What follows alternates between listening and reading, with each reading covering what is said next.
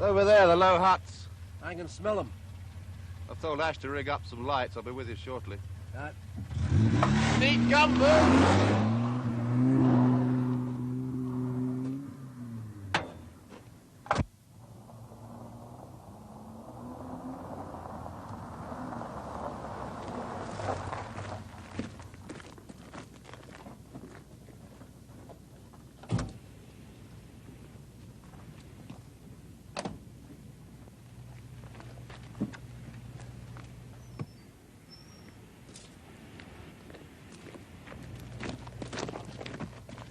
Morning, sir. Morning. Oh, good morning. I've cleared a couple of pens for you, sir. Why? You can't move in there, sir. It's like a London tube in a rush hour. Right. They're over there, sir.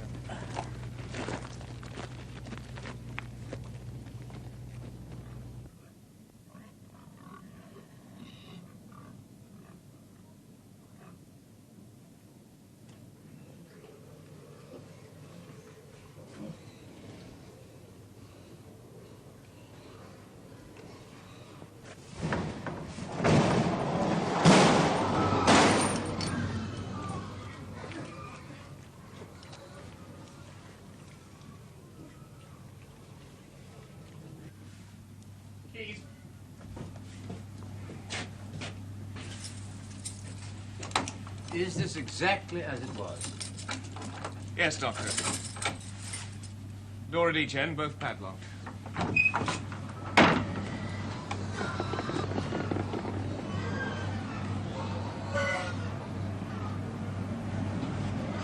What's the noise? Extractor fans. For all the good they do. Put a handkerchief to your nose. And the body was under a lot like that. What's left of it? What is this place? It's a fattening shed. And pigs eat anything. Sandra, will you take my jacket back to the car, please? And all that. And stay there.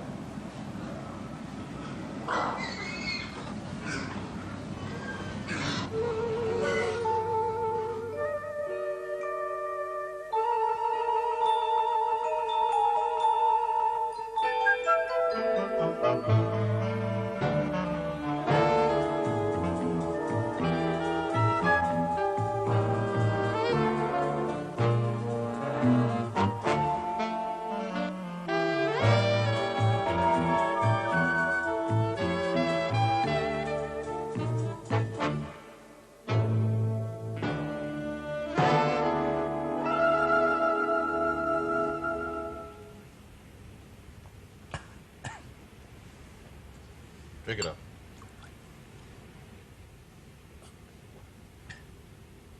You all right now? It's only just hit me. I was all right when I found it. Now it's just hit me. Take your time. Thank God the wife's away for the weekend. I mean, if Earl, the kids had gone You in shall there need before... your full name. Taylor. Ronald Arthur Taylor. You're a pigman. Head pigman. For? Oh, it's a syndicate now. It used to be Beacon Hill Farm. Now it's Beacon Holdings. Who's in charge? Oh, I don't know the men at the top. They're in London. But the man in charge down here is Mr. Sindel. Sindel? I've been trying to get him on the phone. He's in town for the weekend now. I'll call him again. It's all right, we'll do it. I've got his number on the wall in the washroom. At 7:30 this morning, you went to feed the pigs. Yeah, 7:30 every morning. It's first feed. What exactly did you do? Well, same as always. I got the feed and I shoveled it into the barrel. No. From here. Show me now, starting from here. Right. I'll put on my boots and I'll put on my overcoat. And then I took the keys. Where do you keep the keys? Over there. Show me. They're over here on the nail by the door. This door is normally locked. Bolted. Not locked. The kids lost the keys. All right, we'll carry on from here as you did. At 7:30 this morning.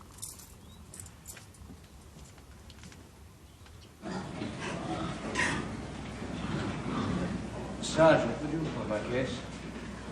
Thank you.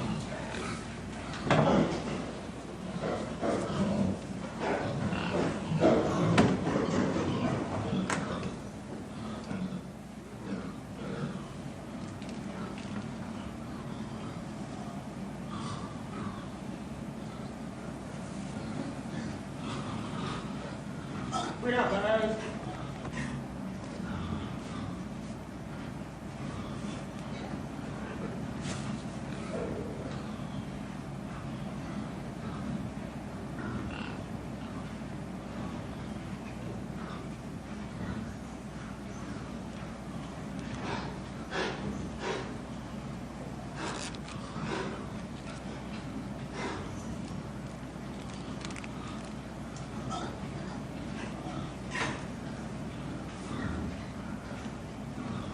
Ready for the water yet, Doctor? Yes, so that I can see what I'm doing. You won't flood the place, will you? Okay.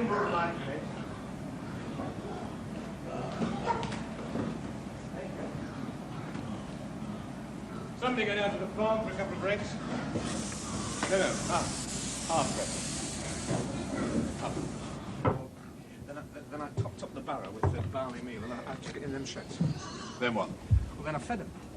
I mean, when I was shoveling in the feed, that's when I looked into the pens and then I noticed. Just a minute. Before you could feed them, you'd have to get in, wouldn't you? Well, yes, of course, yes. Right, so you put down the barrow and opened the door. Yeah. Oh, I mean, after I'd unlocked it. You're quite sure you did unlock it? Definitely. Male, height approximately 5'10", age between late teens and early 20s, hair brown, position of body huddled, face down. Thumb and all fingers missing from right hand. Index finger, fourth finger and middle finger absent from left. Excuse me, Doctor. We've found his watch. You have found a watch. It was about 5 feet from the body, buried in fodder. Does not necessarily follow that it is his. I grant you it is a reasonable assumption. It was stopped at 1:30. Now, that'd be a help. Not necessarily. He may quite well have forgotten to wind it.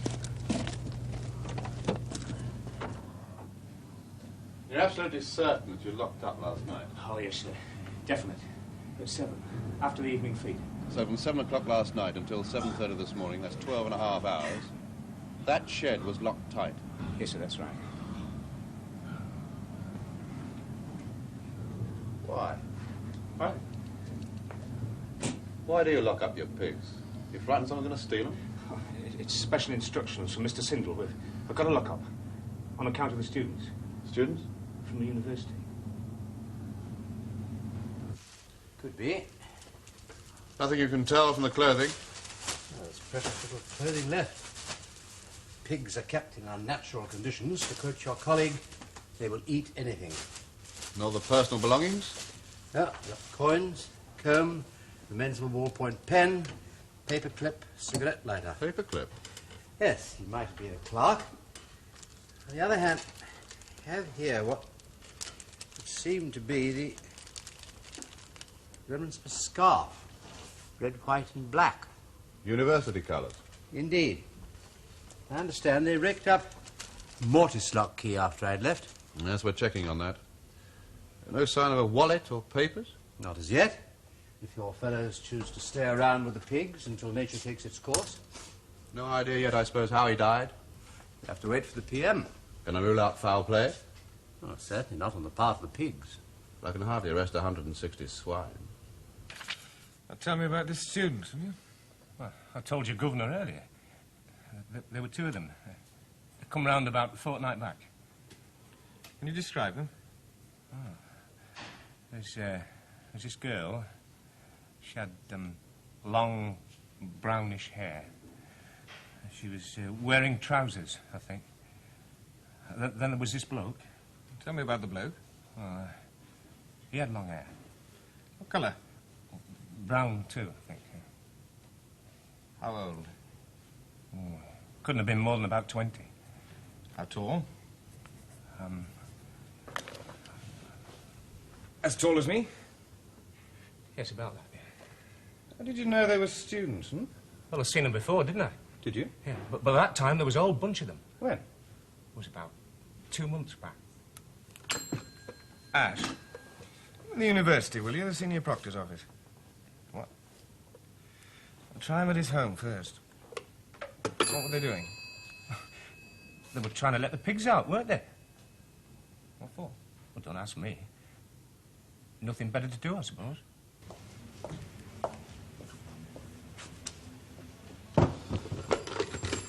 Mr. Sindel? Who are you?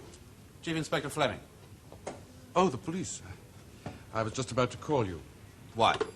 Well, my wife has just given me a very garbled account of this dreadful business. I wanted to find out what was happening. Just got back from town, have you, sir? Yes, 10 minutes ago. When did you leave for town? Saturday afternoon. Where did you stay? In West Kensington. An hotel? Why do you need to know that? Which hotel, sir? The Royal Lincoln. What was the purpose of your visit? I had to make a report to the accountants. On a Sunday? It's the only time I have free. This is a busy farm, you know. Mr. Charles Sindel, is it? Bernard Charles. Thanks. Look here, I'm not in the dock, you know. When investigating a suspicious death, we don't get too much time for pleasantries, I'm afraid, sir. You don't think it's a murder, do you? How many sets of keys are there to the pig-fattening sheds? 2. Taylor, your pigman, has one set. Who has the other? I do. Where do you keep them? In my desk. Check if they're still there, please, sir. Yes, of course.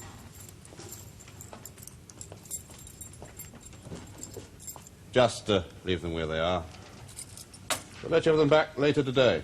Well, how do I get into the sheds if Taylor I need... has his set. Nobody could possibly have got at those keys over the weekend, if that's what you're thinking. I keep this desk locked. Keep the office door locked, sir, but I got in. Well, I assume that my wife let you in with my spare set. Well, then perhaps you could have got into the desk as well. What are you suggesting? Nothing at all, sir. I'm just pointing out that people overlook things. Really, when questions are fired at one like a machine gun... You're absolutely sure that no one else has keys to the pig-fattening shed? I only bought 2, unless another set were made. Thank you for your help, Mr. Sindel. I'm sorry to have rushed you. Oh, that's all right. I quite understand. If there's anything else you need to know... The Royal Lincoln, you said? West Kensington? Yes. I thought it was in South Kensington. But then I haven't been to London for some time. Let's see if the porter was right.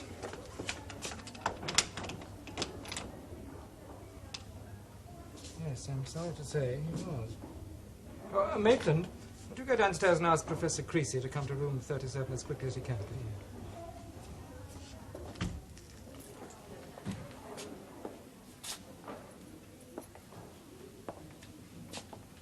Lewis. David Lewis, second-year literature student. It's dreadful, quite dreadful. He was last seen when? He was in on Saturday night, we do know that. On Sunday, of course, no one very much is around. Yes, and no one missed him this morning. A lot of students do go away for the weekend or stay with friends in town overnight. Does he have any close friends? His tutor would know that better than I. Are the students allowed girls in their rooms? Oh, until 11 o'clock at night, officially. Good morning. Oh, Creasy, this is the police. Professor Creasy, the Hello. boy's tutor. Well, what's happened? He's dead. Lewis.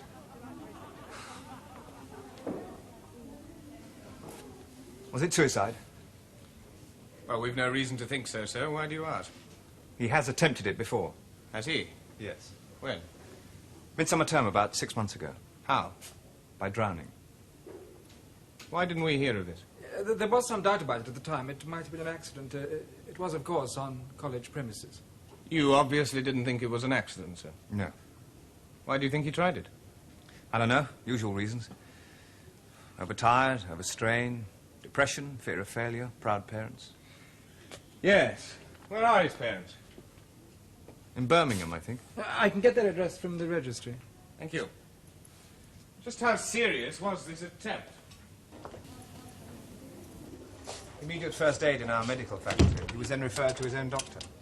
I'd be grateful if you'd allow no one to go in there, sir, for the time being. Yes, of course. Who's his doctor? Dr. Hardy. Rather nervous boy. He first came to see me... When was it, Sandra? Just over a year ago, complaining of severe stomach pains. You sent him to the clinic, Mr. Parrish. Suspected ulcer. That's right. Negative, wasn't it? Abdominal x-rays. Negative, yes. Suggest patient is swallowing air.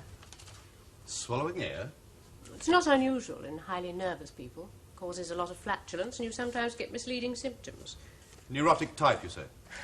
Well, that's a broad term. He was certainly very tense the last time he came to see me, but it's difficult to say if this was a permanent condition. He tried to kill himself? Yes. I'd say he was a depressive. There's little doubt about that. Would you say this was a genuine attempt, or just a way of drawing attention to himself? One can never really be sure. On the whole, men tend to be more serious in their attempts than women. When was the last time you saw him? Last week, 5 days ago. Did you prescribe anything? Mild tranquilizers. 20 tablets, 3 a day. He tried to kill himself once. You saw him 5 days ago. Would you say there was anything in his manner to suggest he might try again? Look, I've got a full surgery. I'm lucky if I can spend 10 minutes with a patient. It's usually less. There's some indication. With his history, it would be foolish to rule it out. Yes. You can formally identify that as being your son's watch? Yes. And the lighter?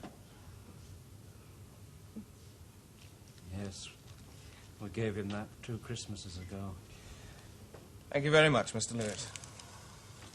Don't we have to see him? No, that won't be necessary, sir, no. We'd like to see him. There's a post-mortem going on at the moment, perhaps later on. But how do you know it's David? You could have made a mistake. What's his things, Lord? Oh, well, I'm sure you'd like a cup of tea. I'll arrange it. Well, you're not going, are you? No. Well, we're right in the middle of an investigation at the moment, sir. Well, can't we talk to someone? I mean, there's a lot of things we want to ask. Well, Chief Inspector Fleming knows you're here, sir. As soon as he's got a moment, I'm sure he'll be down, all right? No! No! It's not David! It's not our son! I'll ask for a woman police constable to come up and see to you. No! No! It's not. In 10 to 15 minutes. Right, sir, I'll tell him. Coroner's office confirm 11 a.m. the day after tomorrow, sir. Anything else? Well, I've spoken to reception at the Royal Lincoln Hotel. Mr. Sindel was booked in there for Saturday and Sunday night. I see. But I got them to check with the housekeeper, and in fact he never occupied the room. Interesting. Though it had been paid for in advance, he arranged for them to take messages. Oh, it's time we paid him another visit. One more message, sir. Dr. Hardy. He'll be in his lab in 10 to 15 minutes if you'd like the immediate findings of the PM. Not much to add. Fracture at the back of the head. Facial features absent. 7 ribs. Arm fractured. 3 fingers missing from the right hand, all fingers and thumb from the left. Could I stop you there, sir? The fracture of the head. Any indications to cause? No. A weapon, perhaps? If so, very blunt. Heavy blow? It's possible to say, and I'm not prepared to say that it was a weapon. What about the fracture of the arm? Well, college fractures are frequently caused by a fall. Before or after the blow to the head? It's impossible to say. What about the ribs? Well, there are indications. The fracture of the ribs happened subsequently. After he was dead? Indications. I'm speculating. Caused by trampling, perhaps? Well, those pigs look pretty weighty. Yeah. And the fingers? Well, pigs again. But there is a certain discrepancy between the left hand and the right. Yes. Both hands appear to have been savaged, but the right hand has a much cleaner cut than the left, as though with an axe or a knife. And the time of death? Let's say between 10 o'clock last night, 2 o'clock this morning. You can't be more exact, sir. No. Well, at least we've established he died in that shed. Nobody else had you in mind. He died somewhere else and was brought into the shed for disposal. Well, it would never been complete disposal if he'd been there for a week. Enough to make your job difficult, though. Indeed. It might explain, or partly explain, this. One thing the post-mortem did reveal. Shotgun pellet? Yes, lodged just above the iliac crest. Yeah. I very nearly missed it altogether. Just the one? Yeah, that's all I could find. Number 5, usually used for small game. How recently fired? Recently.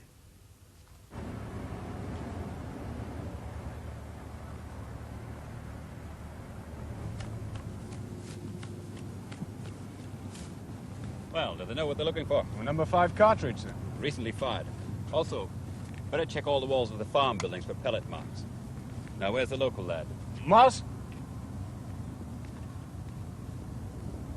Now, see the ID, you want to check your firearms register. Oh, well, I know it by heart, sir. Colonel Gates has a 12-bore, Dick Bennett has a 12 and 16-bore, the local farmers, Mason and Trevanham, both have 12s, Mr. Sindel has a 12, and Crossley, the publican, has a 410. What about the pig man? Ron Taylor, no. You're sure? Well, if he hasn't registered it. And about Mr. Sindel? Oh, he uses it for rabbits. Not that he could hit one if it stood up and begged.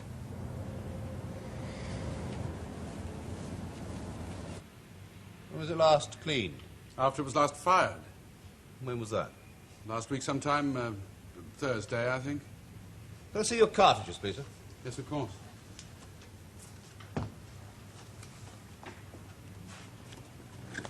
Bit heavy for small game, aren't they? I thought you'd use a number 5. Well, I occasionally have a go at the odd fox. Don't make it too popular with the local hunt. I'm not exactly the most popular man in the district anyway. Explain. This is an old-fashioned farming community. Our methods don't appeal.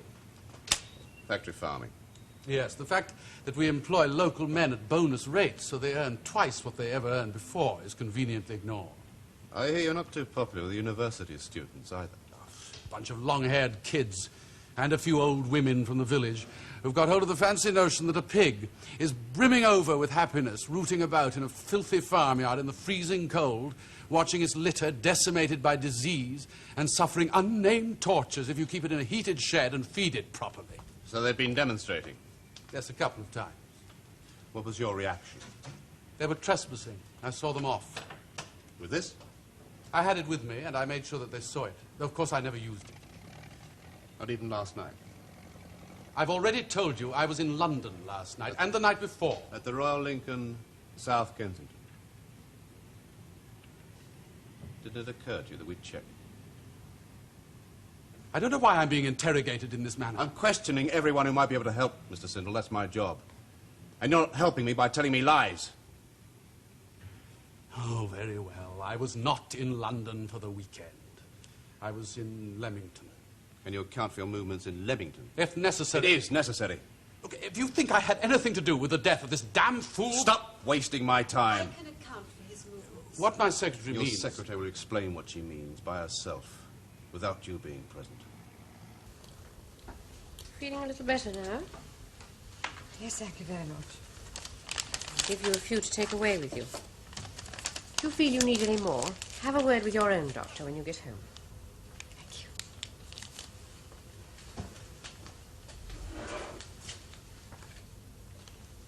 All right? Doctor, I wonder if we could have a word with you. Yes? Well, the thing is, I mean, well, they're all so busy down at the police station. You can't talk to anyone, really.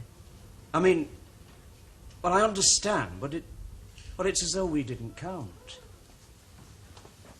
What did you want to ask? Well, it's not so much to ask, just somebody to talk to for a minute. Well, we know you're busy, too. We didn't mean that. It's such a shock to us. Yes, of course. We're not important people, you see. We just run a shop, confectioners. But David, he was clever, very clever. We were so proud of him when he got the A-levels. We only have the one child, you see. Now, what exactly do you want to say? Well, last summer, when you had that accident, you wrote to our doctor, you remember? It was an accident, wasn't it? Not what they thought. He'll have been home for the vacation since then. Didn't you ask him? Well, he wouldn't talk about it. Ever since he went to the university, it's been very difficult to get through to him, really. We're Catholics, you see. It's important to us. Important for your peace of mind, you mean? Oh, no. No, there'll be no peace of mind for us, not for the rest of our lives. But for him. He's dead, Mr. Lewis. Yes. That's what we mean. Is he also a professing Catholic? He said not anymore. That was just the university. It was the people he mixed with. In his heart, he was. So we brought him up. Anyway, in the sight of God. It was murder, wasn't it? Well, only the police can say that when they know. Must have been, must have been. That's the solution you want, is it? I don't know. I don't even know what I'm saying anymore. There was no note, was there? I'm told the police haven't found one yet. There may have been something in the diary. Oh, he kept a diary, did he? Yes, ever since he was 11. He was very meticulous about his diary. Have you told the police about this? No, I forgot about it early this morning. Well, I'll run you over there now. You're sure he hasn't left it at home? Oh, no. No, he always had it with him. He'd never have left it for us to see. Skull, depressed star-shaped fracture of the right frontal bone, small extradural hematoma, and some superficial laceration of the brain surface. The fracture is consistent with a fall and a hard surface. The forearm fracture is... Damnation.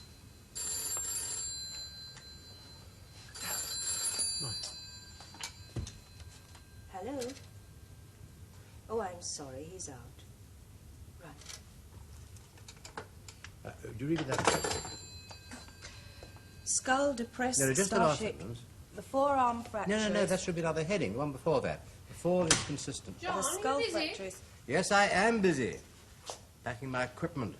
Moving my laboratory to the Bass Rock. Oh. I wondered if you got time to take me out to lunch. Now, what's the time? It's 1:30 and you've had no breakfast. I am aware that I've had no breakfast. All right, I'll get you something. I'll go. Thanks. I have a message for you from Fleming. Now we have it. Now, he does have a problem. Not be helped by feeding him with ill-digested scraps of information. If you could set his mind at rest as to whether or not he has a murder hunt. Apparently it's a question of whether he asks the county for extra police. He's regarding it as a murder hunt. Well, why not? Well, there seems to be some suggestion that it might have been a rather elaborately arranged suicide. With a shotgun pellet in his backside? Well, that wouldn't have been the cause of death, would it? Improbable. In fact, it was probably quite incidental. Or don't you think so? Whose idea is this? Suicide. Partly mine. Based on what evidence? Some knowledge of Lewis's mental state, and a brief acquaintance with his background through talking to his parents. Anything else? Call it intuition, if you like. I call it a blind alley. You know the spread, don't you? 20-inch diameters if it's 20 yards. That's if it's full choke. For a half choke, deduct a quarter of the diameter of the spread and you'll be near enough. Yeah, depending on the age of the gun. Right.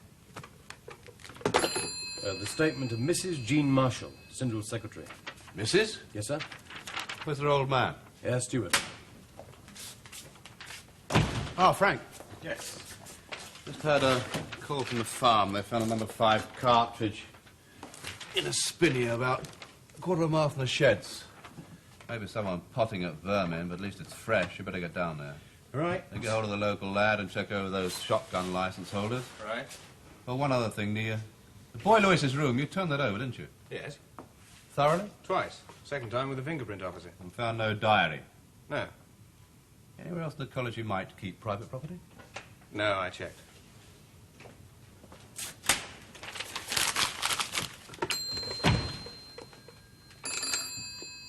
Yes.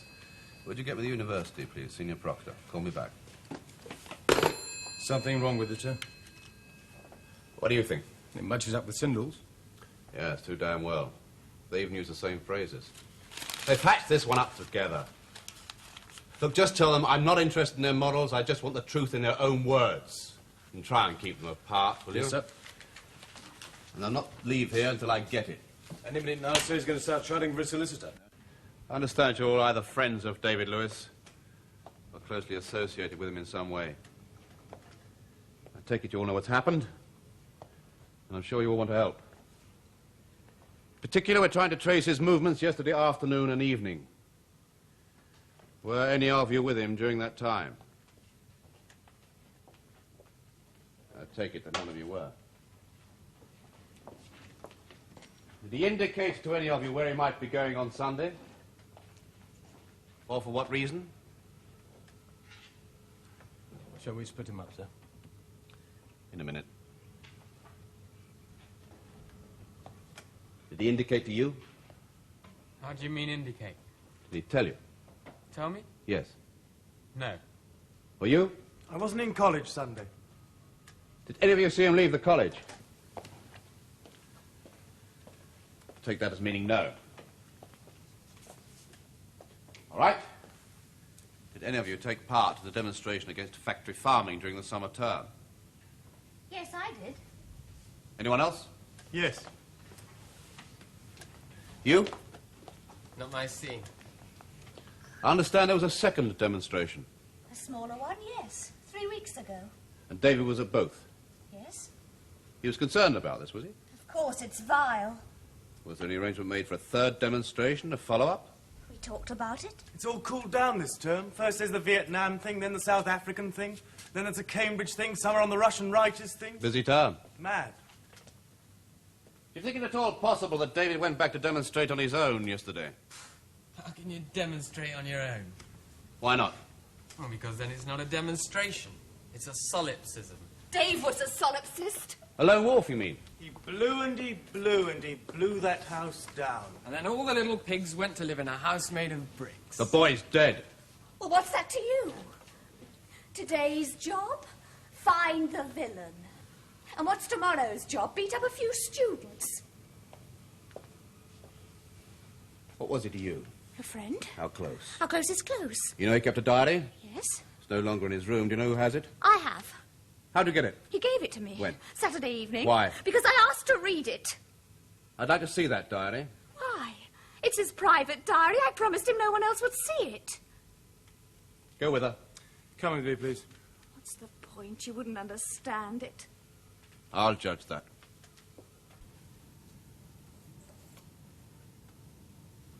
Near enough.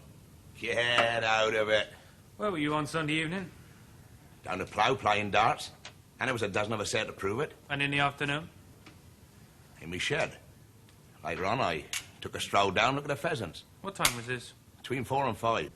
Your hatchery runs out more than half a mile from the piggery. What of it? Look, how many times over the years have I warned you about firing that I ain't gun up fighting at people? nobody. Except when I was disturbing my broodies. And it was Alice over their heads. Mr. Bennett, I must ask you to accompany me to the Central Police Station to answer a few questions. What are you on about? You can't tell nothing from that. Any pin'll hit the primer in the same spot. Unless it's out of true. Yours is. Well, this looks more promising. I don't know. Haven't read it yet. You'll summarize it for me. Joe? Been driving me mad all the morning for my report. Now he's got it. He hasn't got time to read it. Cause of death? Yes, down to multiple causes. Fracture of the skull, and there's considerable loss of blood and asphyxia. You mentioned the right hand, but not the left. Yes, well, the left hand being put down for pigs, and the right also. But the right hand has showed a much sharper cut through the bone than the left. I would say with some cutting instrument. So he was shot at in the open, somehow he got into that shed, was hit or fell, and attacked with a sharp implement. Well, possibly. If he had shotgun pellet in him, why didn't he go to hospital? He'd still be able to walk, wouldn't he? When he felt a sharp sting, plenty of flesh there to absorb it. Did you find the diary? Yes. Yes, all the good it did me. It's all Greek to me. Russian, actually.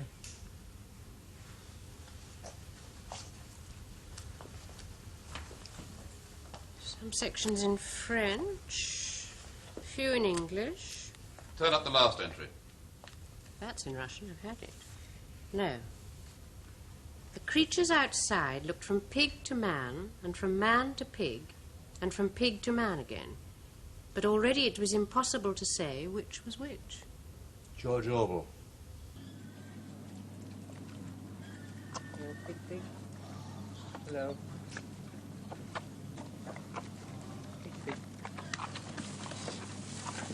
Look here, Bennett. I could handle me name. He was talking to the Colonel, be yes sir, no sir, 3 bags full, sir, wouldn't it? With me, it's look here, Bennett. Mr. Bennett. That's better. Nobody's accusing you of murder. I should bloody well hope not. Neither is anyone suggesting that the shot you fired played any significant part in the death of the boy. What am I here for? You're helping us with our inquiries. Well, I can't. Look, do you mind if I have a go at him, sir? I know him. Frank.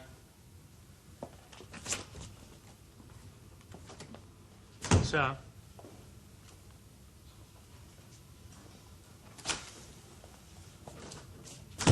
Dick,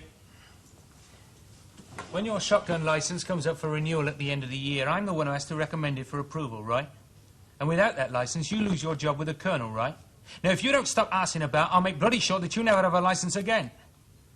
Now, did you take that gun out with you or not? No. Then where was it? I don't want to get a mate into trouble. Is he going to give you a job next year? No. Then let's have you. I lent it to Ron Tyler.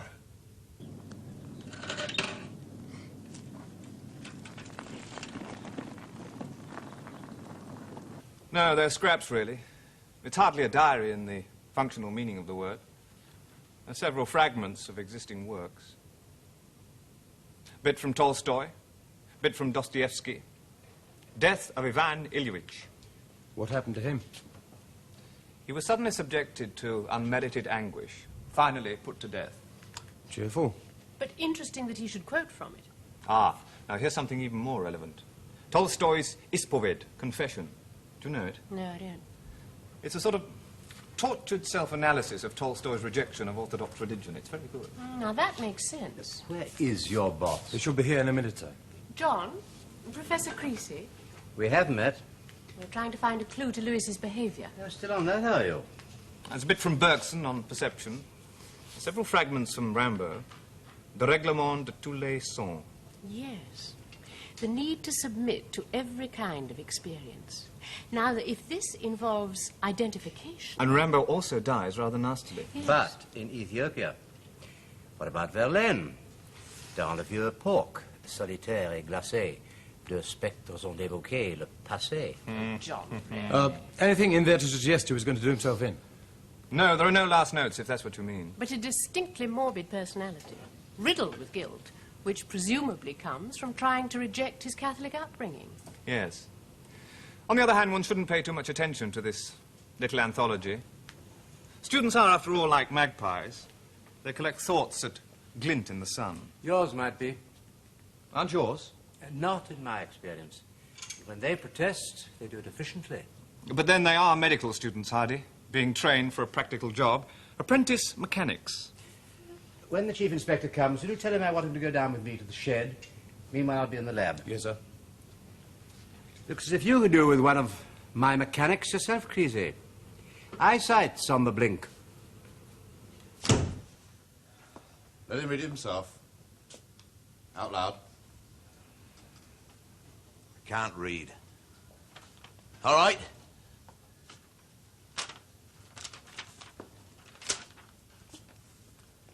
Three o'clock Sunday afternoon, I was in my shed. Ron Taylor come to me and said, can I have an end of your 12 bore?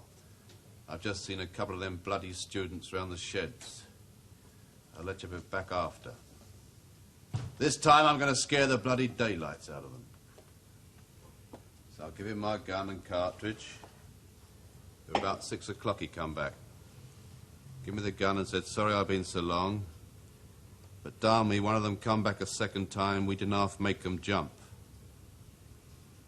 We? Oh, I didn't know he'd been hit. I thought the bullet had gone wide. You said we. Who was with you? You don't have to take the rap, Ron. I said, who was with you? Mr. Sindel. And who fired, you or him? Well, he did. He borrowed the gun off me. Right. Now, first of all, you saw 2 students. Aye. That was about 2:30. But when they see me, they make a run for it. Well, then the other one come back on his own about 5 o'clock. And that's when Mr. Sindel fired? Yes. Right, Frank. Let's have the students back. I want an ident parade. You can have it one of 2 ways, Mr. Sindel. Either you tell me exactly what happened and who fired, or I'm going to get your wife in here and we'll have a bull session over that weekend of yours. Whichever way you want it. I was only trying to protect... Oh, for heaven's sake. Last Sunday, you were at this woman's place in Leamington, correct? Yes. Right. Go on from there. And I telephoned the hotel in London to see if there were any messages, and they said a Mr. Taylor had just called. So I rang Ron Taylor directly. He said the students had come back again, so I said I'd come over. And when I got there, he had a shotgun. So we went down towards the sheds, and then we saw Lewis. What was he doing? Well, he had a heavy wrench in his hand. He'd taken it from the store shed. And he was obviously about to force the padlock.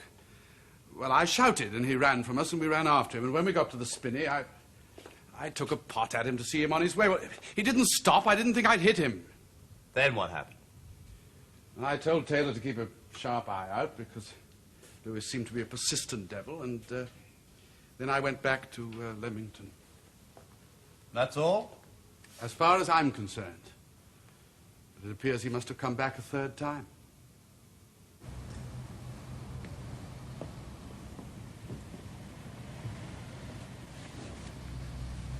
If you see any person you recognize as being in the company of the deceased at 2:30 yesterday afternoon, you will touch him or her on the right shoulder. Understand?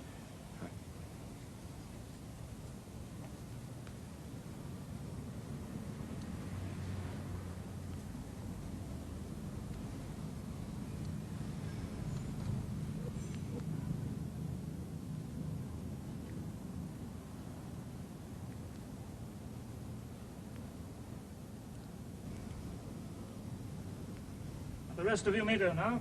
Of course I can't explain the physical circumstances. I'm not trying to. But there's a lot of case history on this. People sometimes go to the most extraordinary lengths and use the most ingenious devices, as you well know.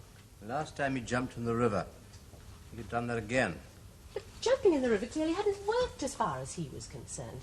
He therefore felt the need to pay a higher tribute to assuage his sense of guilt. Excuse me. Blood group A.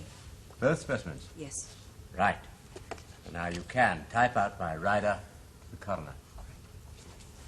I had to go down to that farm once, and I asked to see inside the sheds out of curiosity. It's revolting, an obscenity. I quite agree.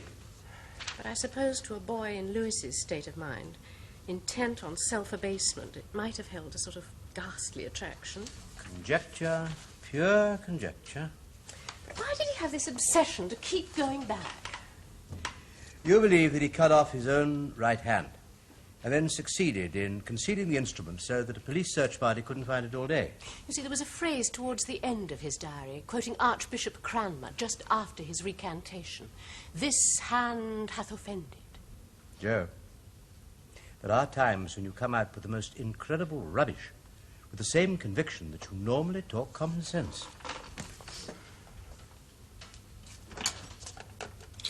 Well, how did he get into that shed, anyway? Probably somebody locked him in. Hello. You'll have Chief Inspector Fleming's office, please. If he didn't get in there of his own free will, why didn't he try to get out again? Perhaps he did. Well, he was quite a strong lad. Aren't there any signs of it? Hello. Fleming, when are you coming down to the farm? I'll go on ahead. You know, you are right about one thing. What's that? The hand. It was his idea. I didn't want to go, but, well, he had a thing about it. Well, what did you intend to do? Let them out. What good would that have done? They'd only put them back in again. I had a camera. I was going to take photographs for the student magazine. Ah. So it was a publicity stunt. Call it that if you like. We wanted to draw attention to it. Well, at least I did. And David? He wanted to go further. Let them out and set light to the shed. It was a bit of a cause célèbre with him. Anyway, when we saw this chap charging around with a gun, I'd had enough. We went back, had a coffee in the town, then we quarrelled about it and I went back to college. And you had no idea that he was going back again? I didn't think he'd be so foolish. He'd know someone would be watching out. And why am I hearing this for the first time? Well, what difference would it have made? About 5 hours intensive inquiries for a start. Do you know withholding evidence is a punishable offence? Then you better lock me up, hadn't you? I may well do that. Frank, take her downstairs. I shall want a full statement from you, and you'll be required to give evidence in the coroner's court tomorrow. One more thing. You had a wrench with you belonging to the farm. What happened to it? It's still in my car. Right, book of our larceny at the same time.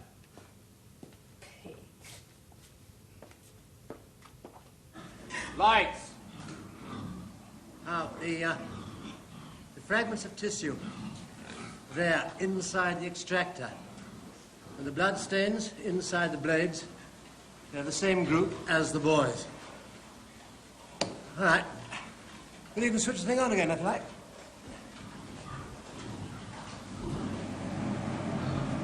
There's the theory. Yeah. So we have him in? All right. Right. See, it was the position of the body that was puzzling. If he'd fallen here in the centre, it might have occurred to me earlier. What's that? Well, how he fell. I'm assuming that he was up on that beam. Then he fell and hit his head here, with a glancing blow. See, if he'd fallen on the ground, the wound would have been much more severe.